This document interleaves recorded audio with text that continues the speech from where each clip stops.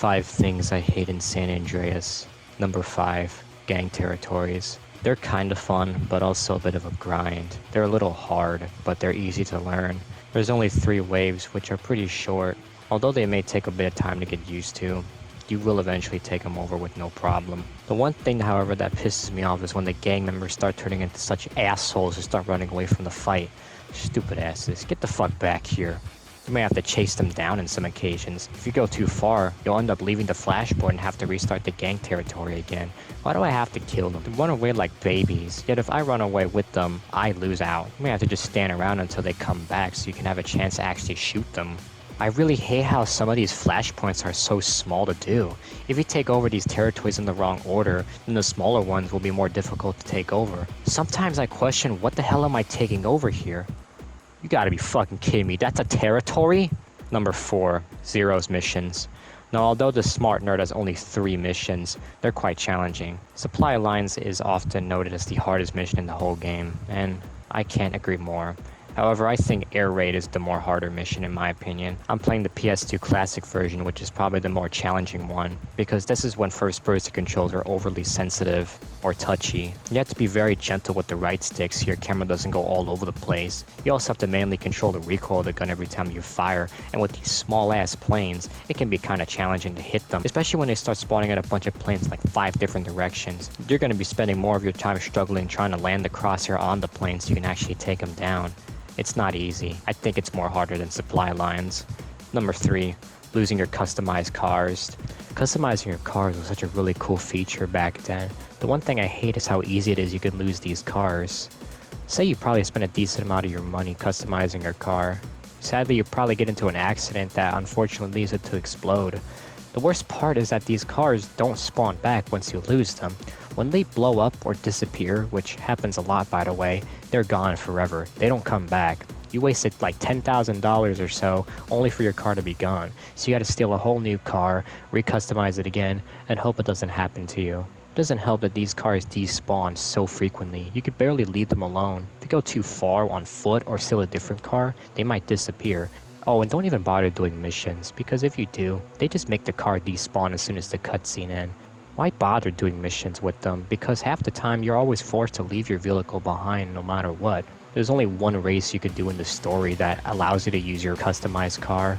What about the tournament races? Well, you can't use that either. You're always forced into a fixed vehicle. So the only alternative is to simply use it in the lowrider events, or in your imaginary car meets, which are kinda cool. Just throw that damn thing in the garage till it starts collecting dust and don't ever take it out, because they are so prone to just despawning or disappearing for no reason. Damn, what they the secret car tour service?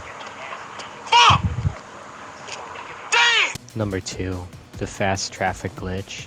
Now this is a rare bug that not many players know about. What this glitch does is it takes the traffic speed of the pedestrians and increases it to game-breaking amounts.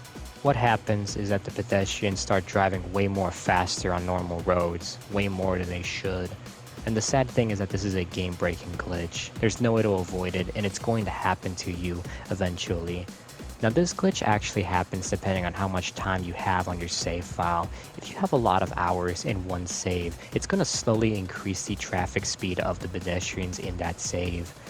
Now this glitch really would only happen if you are consistently saving your game at a save house and purposely adding more time to your save in the stats menu.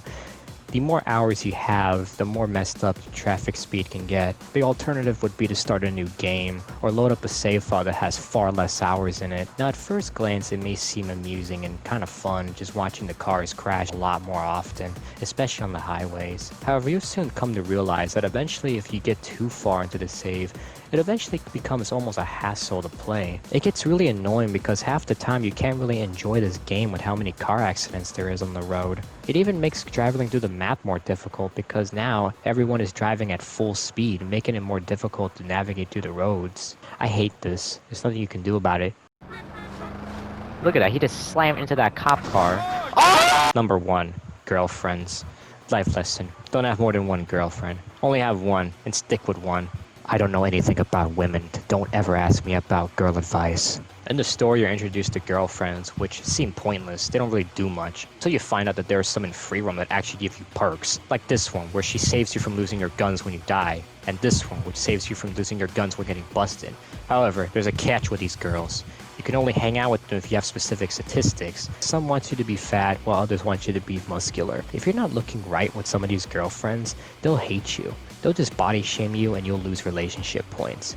This wouldn't be so bad if you're managing 1 or 2 girlfriends, but if you're managing multiple, that becomes a bit of a chore. So you'll be spending more time eating food at the Cluck and Bell to impress Barbara, while you're grinding your ass off at the gym to impress Katie, while you just starve yourself to death to impress Pelina. It's a bit of a workout, and also a bit of a torture for poor CJ. It almost makes you want to activate cheat codes to make him skinny, fat, or muscular to skip all that process. It takes too long to impress each girlfriend separately. However, there is a solution to this. If you collect all 50 oysters located around the map, then you'll unlock a special perk, allowing it possible to hang out with any girlfriend regardless of what CJ's appearance is. You can be whatever you want, however you want. You can either look very nice, average, or straight up weird in public, and they'll still love you. They'll even offer you free coffee. He needs a drink after all.